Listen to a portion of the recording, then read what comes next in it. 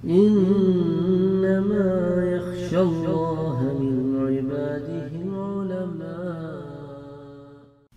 کیا اہل جنت کی داڑھی ہوگی یا نہیں ہوگی؟ اب اہل جنت کے چہرے تو روشن ہوں گے، لیکن ان روشن چہروں کا حال کیا ہوگا؟ اب اس کو جو امام ترمذی نے حدیث میں روایت کیا ہے، جس کو حضرت ابو ہریرہ رضی اللہ تعالیٰ عنہ روایت کرتے ہیں،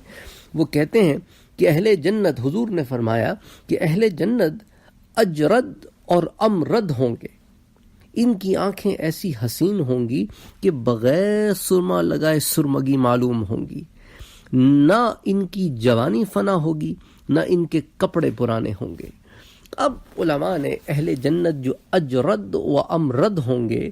اس کے معنی علماء نے بیان کیے ہیں، یعنی کہ ان کے جسم پر بال نہ ہوں گے،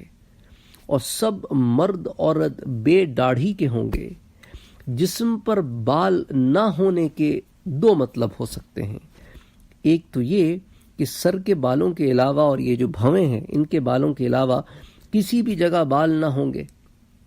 اور دوسرا مطلب یہ بھی ہو سکتا ہے کہ جن جگہوں کے بال کو دور کرنا پڑتا ہے، مثلا زیر ناف، بغلیں وغیرہ، وہاں تو بال بالکل نہ ہوں گے، اور سینوں اور پنڈلیوں وغیرہ پر جو بال ہوں گے وہ بہت ہلکے ہوں گے،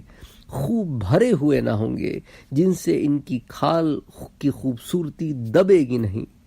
سر کے بالوں کا علیحدہ مستقل ذکر کسی روایت میں نہیں پایا گیا، لیکن بخاری شریف کی روایت میں جو یہ فرمایا کہ ان کی کنگیاں سونے کی ہوں گی، سو اس سے یہ بات صاف ظاہر ہے کہ ان کے سر پہ بال ہوں گے۔